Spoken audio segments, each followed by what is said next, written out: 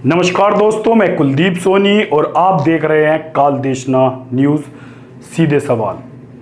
आज हमारे सीधे सवाल में मेहमान हैं गदा स्पोर्ट मध्य प्रदेश के जनरल सेक्रेटरी रामकिशोर सोनी जी, जो कि मध्य प्रदेश में नेशनल लेवल की गदा स्पोर्ट्स की चैंपियनशिप कराने जा रहे हैं। उनसे हम सीधे सवाल करते हैं और उनसे पूछते हैं कि किस तरीके से आप गदा स्पोर्ट्स के बारे में सोचते हैं और चैंपियनशिप में क्या क्या सुविधाएं प्लेयरों को मिलेगी और क्या क्या फ़ायदे होंगे। तो चलिए आपका कम समय लेते हुए शुरू करते हैं इस इंटरव्यू को। सर नमस्कार, स्वागत है आपका हमारे काल देशना न्यूज़ चैनल पर। नमस्कार सर जी। सर सबसे पहले हमारे दर्शक को बताइए कि आप जो गदा स्पोर्ट्स की नेशनल चैंपियनशिप मध्य प्रदेश के जबलपुर में करा रहे हैं, उसका मुख्य उद्देश्य क्या है? देखिए आदरणीय कुलदीप सोनी सर, जबलपुर के मध्य प्रदेश में गदा स्पोर्ट्स की नेशनल चैंपियनशिप हो रही है।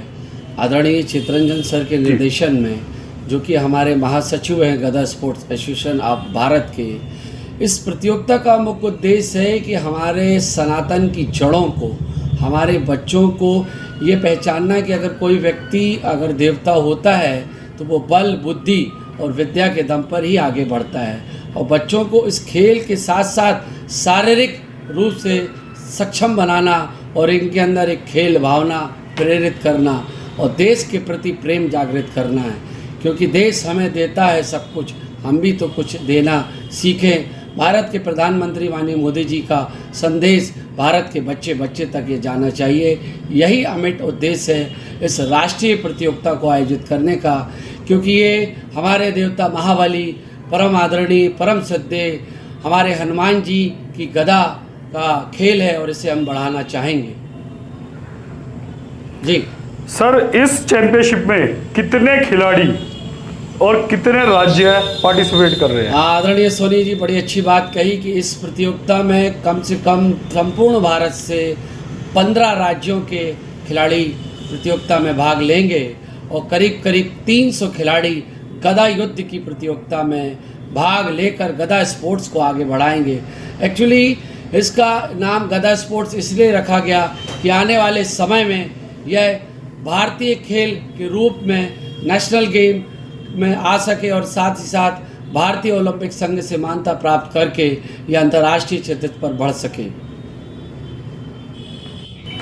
मेरा अगला सवाल है सर, खिलाड़ियों और टीम के लिए आपने क्या खास व्यवस्था करा रखी है?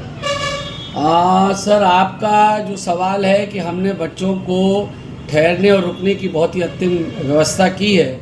इस व्यवस्था के माध्यम से बच्चों को एक ही मतलब स्थल पर रुकने और खाने की व्यवस्था है और हमने बहुत अच्छे हलवाई लगा के रखे हैं। साथ ही साथ बच्चों को बहुत अच्छे टॉयलेट्स, रुकने की व्यवस्था और एक संपूर्ण पारिवारिक वातावरण के बीच में इस प्रतियोगिता को आयोजित किया जा रहा है और बहुत अच्छे केयर टेकरों के बीच में बच्चों की आवास और रुकने और भोजन की व्यवस्था की गई है।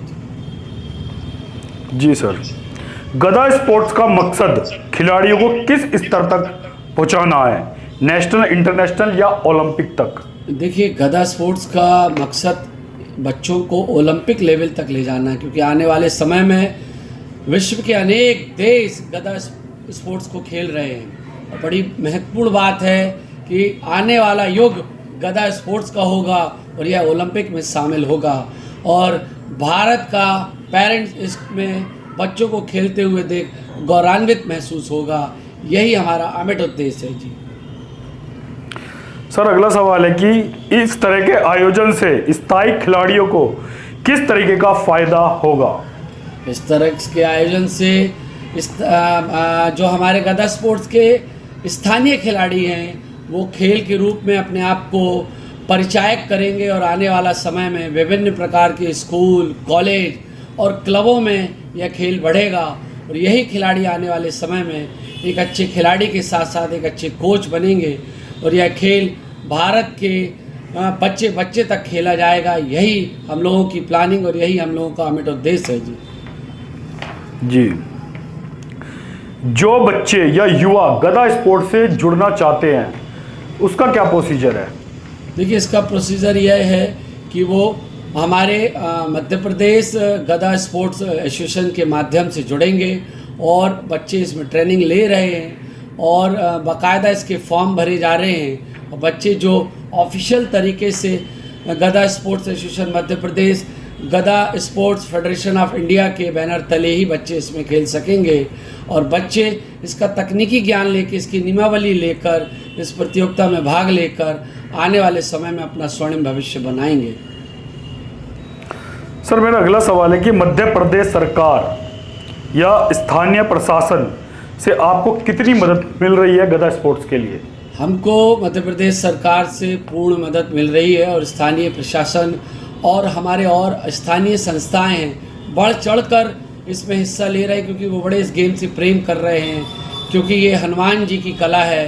गदा स्पोर्ट्स अपने भारतीय संस्कृति की जड़ें हैं और इसको तमाम संस्थाएं और मध्य प्रदेश शासन इसमें बढ़ चढ़कर हिस्सा ले रही है और निश्चित रूप से आगामी 6 और 7 दिसंबर को विराट गदा स्पोर्ट्स प्रतियोगिता होगी जो कि एक इतिहास लिखेगी। ऐसी हम लोग परिकल्पना कर चुके हैं और इसको चरितार्थ करेंगे। इसके लिए आपका चैनल काल देशना हमें बहुत महत्वपूर्ण सहयोग कर रहा है। उस सहयोग के लिए आपको कोटि कोटि धन्यवाद। धन्यवाद सर। सर मेरा अगला सवाल है कि आपकी नज़र में गदा स्पोर्ट्स और दूसरे खेलों में क्या फ़र्क है? हाँ आदरणीय, बहुत अच्छा सवाल किया आपने।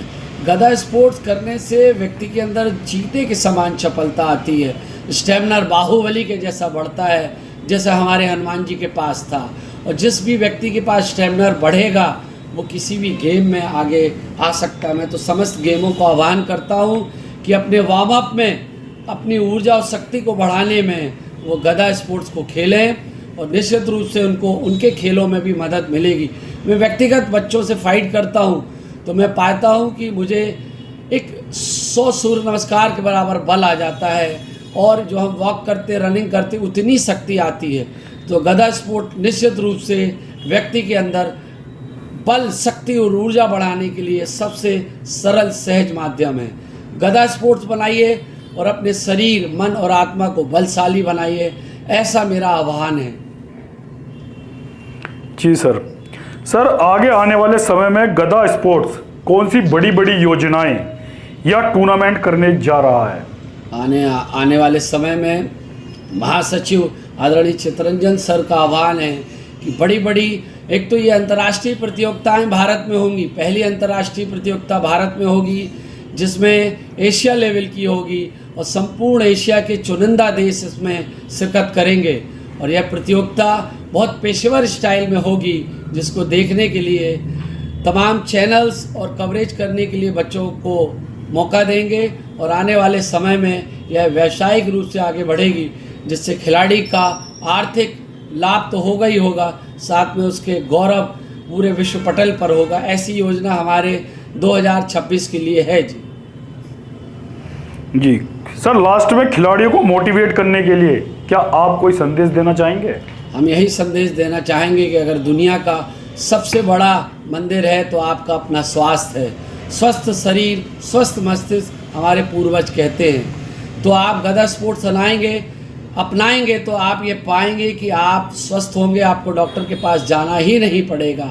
ऐसा खेल हमारे आदरणीय चितरंजन सर ने बनाया है।